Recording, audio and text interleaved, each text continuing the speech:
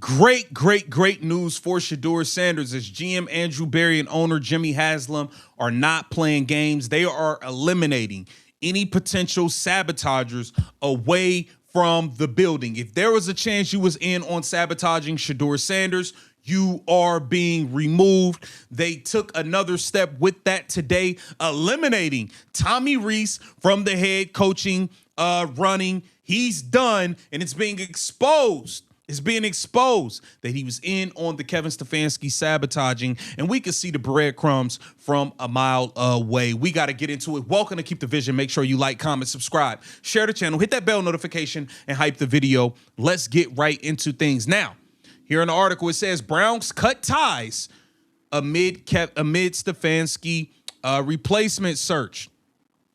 Here it says, all things considered, Browns offensive coordinator Tommy Rees probably never had much of a chance to stick around as the head coach of the team, even after he interviewed for the job almost directly after Kevin Stefanski was fired.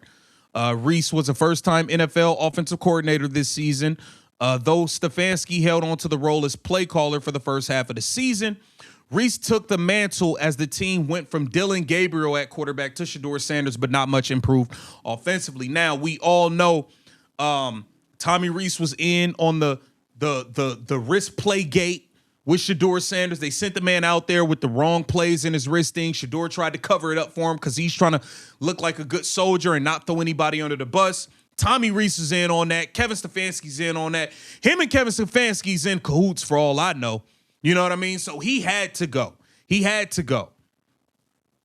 In the end, the Browns rated the number 32 overall offense in the NFL at Pro Football Focus with the 55.6 grade that was considerably worse than the number 31 Jets. How are you that much worse than the Jets? And they were absolutely putrid and garbage on offense. Reese had been promoted to OC before the season after having been the Browns passing game coordinator and tight ends coach last year. Obviously, it did not go well. When it comes to moving on to the next phase of Browns head coaching search, a new report that Rees won't be getting a second interview, wrote Browns beat reporter Mary Kay Cabot on Friday. Rees is not expected to interview a second time for the position, a source told Cleveland.com. So Tommy Rees is eliminated. Eliminated. Again, this is not a surprise given Rees' slim ties to the Browns organization and the struggles of the offense under his watch. But what is a surprise that the Browns are apparently working out their next round of interviews, even as their first round is yet to be completed. Cabot also reported defensive coordinator Jim Schwartz is getting a second interview. So we have some other candidates. Todd Monken will be getting a second interview. So those two seem to be the front runners as of right now. Mike McDaniels is going to have options. Mike McDaniels is going to have suitors. I believe the Tennessee Titans are going to offer him the job. Mike McDaniels is going to have suitors. Now, Tommy Rees is out for sabotaging Shedeur Sanders with Kevin Stefanski, and Ken Carman called this stuff out. Riley Leonard, you mentioned Riley Leonard. I saw what he did at Duke, and then I saw what he did at Notre Dame. I saw what Shedeur Sanders had to do at Jackson State in Colorado. You mentioned Jackson Dart. We've talked about Jackson Dart ad nauseum. We've talked about Tyler Shook ad nauseum. But these were guys that they went and made investment, with the exception of Riley Leonard. I'll grant you Riley Leonard. That you weren't asked to do a whole lot if you were Riley Leonard. But if you go to the other two guys that you're comparing him with, there's no comparison. You took a guy at 25 overall if you're the Giants. You took the other guy in the second round, if I'm not mistaken, with Tyler Shook. Of course you're going to give those guys reps. The one had Russell Wilson in front of him. Please, you might as well put a dead body in front of him. And lucky. The other one had Spencer Rattler in front of him. Shedeur's living a blessed life that he got that opportunity. You were going to get reps. The other one, and this is why Kevin's out looking for work right now, apparently, is because you put Dylan Gabriel in there, and for whatever reason, they had faith in Dylan Gabriel. And you had two older quarterbacks there, so you had four quarterbacks. Without a doubt, anybody had seen during the season that the fifth-round pick you were better off with than the third-round pick. So what you did in the offseason sets you in motion for what you've done now. I don't care what you say. I don't care what you're saying about any cult. You know it's true. If you're talking about people being disingenuous, you're being disingenuous about it. I don't think that. King Carman, stir the pot. You was cooking right there. You was cooking right there. Kevin Stefanski, Tommy Rees, were stubborn in playing Dillon Gabriel ahead of Shedeur Sanders. Dillon Gabriel has never in his life, ever in his life, been a better football player than Shedeur Sanders. I know it, you know it, everybody knows it. All these people are being disingenuous, trying to pretend like it's not the truth. All of these people are. It's that simple, man.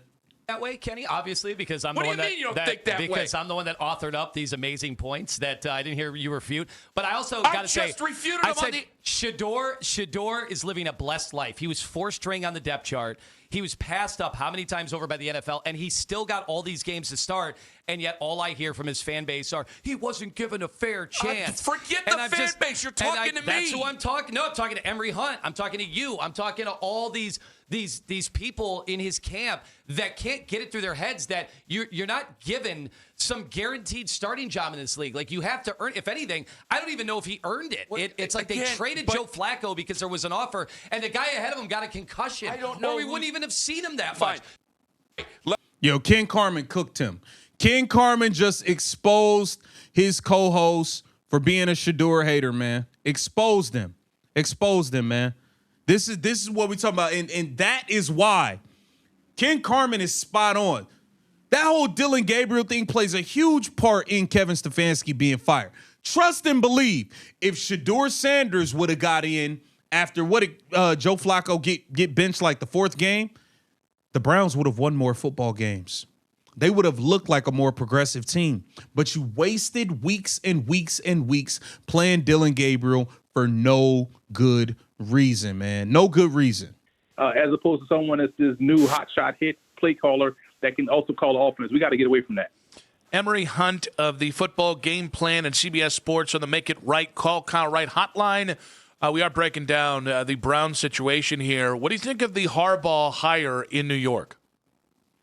I think it's a good hire. That was one of the suggestions that I picked for the Giants to have, because he's a steady hand that can kind of guide the ship. I've been covering the Giants for about a decade now, being at practices, training camp, all those things, and I've seen the tenor around the different head coaches they've had and how it just always feels like you're walking on eggshells.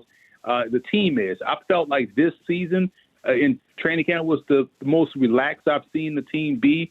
And when Brian Daboll was, the head coach, and he got his quarterback in Jackson Dart that he wanted, it felt like training camp was a lot more relaxed, a lot more fun, a lot more spirited, and it felt like a big exhale was let out of the building.